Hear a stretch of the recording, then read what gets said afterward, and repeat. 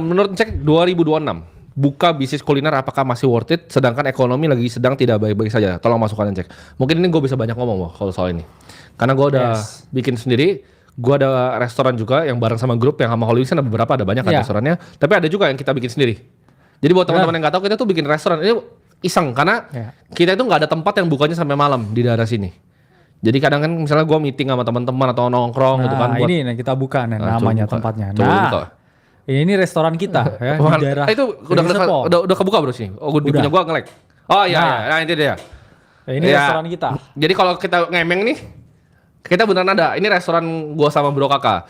Jadi kita partneran berempat di sini ya Bro ya. Ada gua, Bro Kakak ya, kita basically investornya. Kita nggak ngerti masak. Kita nggak ngerti masak.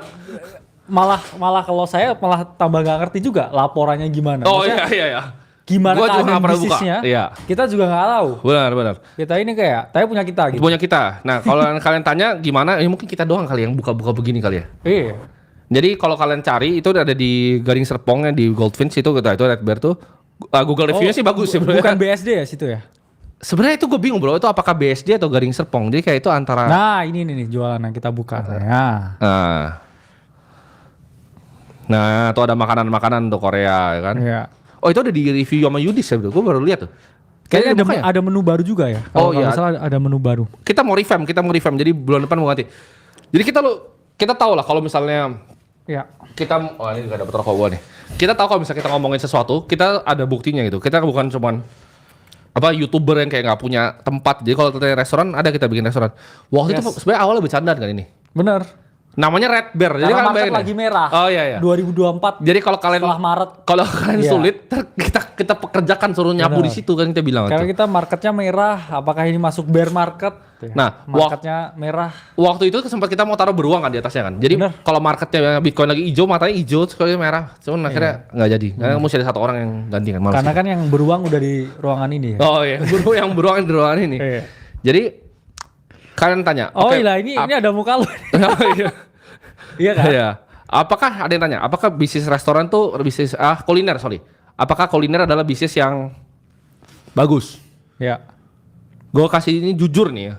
Jujur sejujur dari hati gue malam. Bisnis restoran tuh mungkin bisnis paling sulit yang lo akan pernah lakukan. Berarti bisnis paling buruk dong? Menurut gue salah satunya. Jujur nih, sebagai owner beberapa F&B, lifestyle, menurut gue bisnis restoran tuh sangat sulit. Red Bear ini ya. Gue tuh sama operatornya, jadi kita partneran, gue jelasin ya, berempat. Gue sama Bro Kakak udah pasti investor, kita nggak info operasional.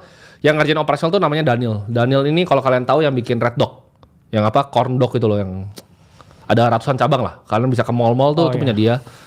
Dia juga salah satu co-founder di Jago Coffee, itu kopi yang keliling. Ya, naik sepeda itu. Ya, naik sepeda lu lihat di jalan, nah itu dia. Jadi dia itu jadi operatornya di Red Bear ini, dan kita punya chef. Chefnya itu adalah orang Korea namanya Chan.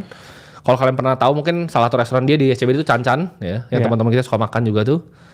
Jadi dia salah satu chef terbaik ya di Indonesia yang masak makanan Korea. Nanti kontrarin kan kita ajak makan nanti di penthouse gua, nanti dia yang masakin. Jadi itu tuh konsepnya art pocha, jadi itu agak sedikit beda, bukan barbecue, tapi nanti mau ditwist bro. Akhirnya kita mau jadi balikin ke barbecue. Kenapa? Karena omsetnya nggak sesuai yang gue mau. Ya. Omsetnya itu sekitar 700 juta. Jadi omsetnya per bulan 700 juta, operasional sekitar 200 kali ya, 200 sampai 250. Oke, masih cuan 500 juta berarti ya? Oh ya, sekitar 400-500 juta, tapi ya menurut gue bisa lebih gitu. Jadi akan ada pergantian menu ya, kedepannya karena menurut gue. Iya, pergantian main. Weekday-nya tuh yang siang tuh kosong. Jadi kalau kalian main restoran itu sulit untuk balance antara omset di weekend yang spiking sama weekday. Kuliner itu sulit banget karena ini aja kalian jangan salah loh. Ini cuma satu restoran. Yang ngerjain tuh udah pernah bikin restoran yang 4M sebulan. Chan tuh 4M sebulan. Iya. Sebulan 4 sampai 4,5 M omsetnya. Red Dog tuh ratusan cabangnya. Jadi ini bukan operatif kuliner yang kayak baru 1-2 tahun bro. Udah seumur hidupnya main kuliner. Operation excellency. Iya, ini udah operational excellency, tapi karena mungkin Black tempatnya Ops gitu ya, kayak satuan khusus gitu. Iya, karena kita tempatnya ya menurut kita gue yang agak tolol sih. Maksudnya karena kita idealis kan, kita mau bikin tempat yang dekat tempat kita buat nongkrong. Tapi kayaknya ini kalau misalnya tadi di fairground buat DCBD, ini pasti 2M sebulan pasti. Karena kan dia Berarti ini ya intinya lokasi sangat menentukan omset. Oh iya. Kalau di F&B. Setuju gua. Jadi lokasinya menurut gua kenapa cuma 700 juta lokasinya kurang. Satu, F&B itu lokasi. Kalian harus cari kalau F&B kalau mau konsisten itu cari yang dekat office. Karena di situ nggak ada kantor, Bro. Iya. Gue dijanjin sama Paramount atau Sumari kan gue lupa di seberangan tuh katanya jadi office. Tapi tiba-tiba nggak tahu tuh office-nya sampai sekarang nggak jadi itu. Ya.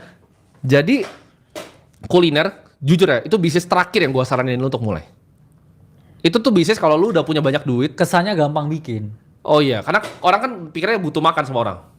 Dan bikin makanan mudah gitu mikir. Iya, tapi sulit bro. Lebih gampang kayak jualan yang kayak frozen food atau mungkin kue-kuean menurut gue lebih make sense dibanding bikin restoran bro. Ya karena teman-teman harus paham juga sesuatu yang mudah dibuat. Iya. Semua orang itu bisa. malah yang paling sulit. Betul. Karena ya kita ngomong ya konsep pasar monopolistik bro namanya. Betul. Ya, monopolistik itu kebalikan dari monopoli. Monopoli itu yang menjual satu, pembelinya banyak. Kalau ini penjualnya banyak, ya pembelinya juga banyak. Yang mana menyebabkan ya persaingannya sangat sempurna lah sebenarnya. Betul. Ya, jadi orang harganya bisa dibandingin, ya makanannya rasanya bisa dibandingin. Dan sekarang tuh ada fenomena di mana kayak beberapa bulan ya restoran tuh orang cuma ngejar experience-nya. Udah masuk foto di feeds, udah nggak datang lagi. Udah nggak datang lagi. Iya ada yang begitu. Bener. Dan ini makanan dengan yang bintangnya 4,8 ya. Jadi gue yakin banget restoran yang di daerah Goldfinch itu kecuali mungkin yang kayak sop paling buntut enak ini. yang buntut gajah itu yang masih rame. Tapi menurut gue selain kayak buntut gajah, Red Bear tapi daerah situ pasti omsetnya sulit gitu. Karena nggak ada kebiasaan untuk makan siang ya. Jadi weekend rame bro. Itu full banget. Weekend tuh pagi malam full. Tapi weekdays-nya itu yang problem. Yes. Dan itu udah dicoba diinovasi kayak dibikin yang bowl lebih murah tapi nggak bisa. Ya tapi sebenarnya di semua restoran di daerah Alam Sutra itu memang kalau weekday tuh kayaknya memang selalu sepi semuanya. Turun kan? Iya, weekend baru memang ramai. Boom ya. Karena sebenarnya emang mungkin ya banyak pekerja juga bro. Weekday mereka nggak bisa. Oh iya benar setuju. Weekend itu family time. Tapi harus keluar. Kalau yang di restoran CBD, kalau weekday karyawan kantornya kesono. Istirahat jam siang. Ya manajer-manajernya kesono gitu siang-siang. Jadi siang-siangnya masih keisi. Kalau di daerah sini sulit. Lu kalau buka daerah sini siang-siang menurut gua not a wise choice sih bikin restoran. Dan lu kemungkinan ini kalau misalnya operatifnya bukan si Daniel sama si Cancan ya menurut gua kayak 100% kalau gua yang bikin sendiri rugi sih. Dengan skill bisnis gua ya, gua bikin restoran tuh pasti rugi karena sulit banget teman-teman. Sulit banget. Jadi ada yang bilang berarti Gacon tuh hebat banget ya. Itu bisnis hebat banget Gacon. Luar biasa hebat gitu.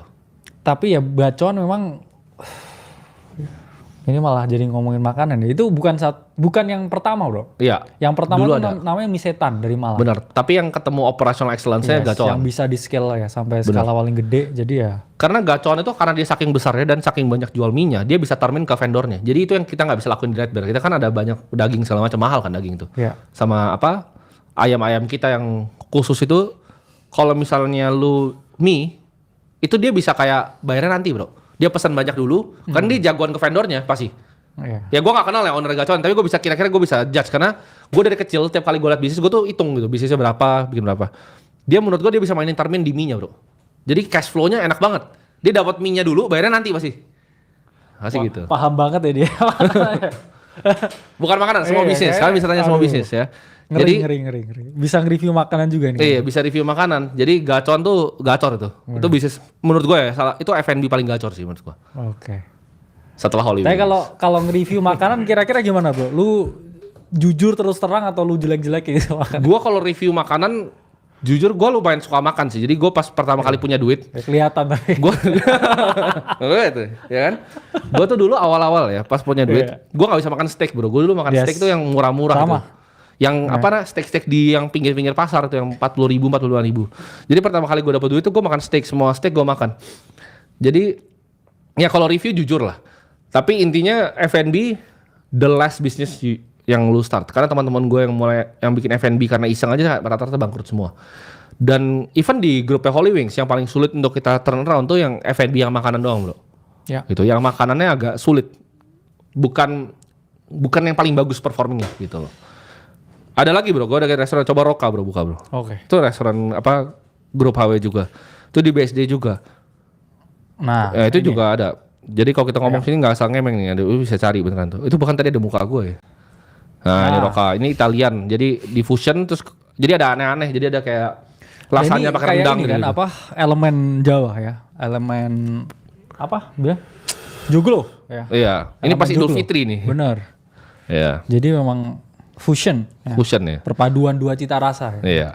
Jadi ya saran kita jangan ya bro ya, bikin restoran sulit. Kecuali emang jago. Kayak kita nggak bisa bilang jangan juga kan.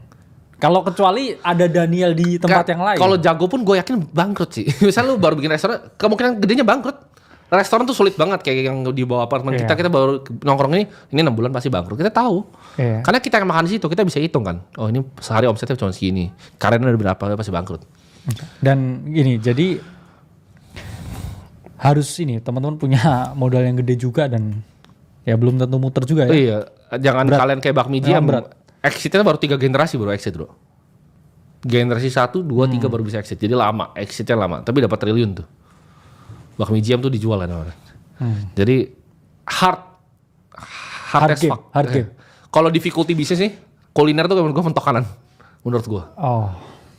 Salah satu yang paling sulit. Jadi jangan, oke? Semoga menjawab ya.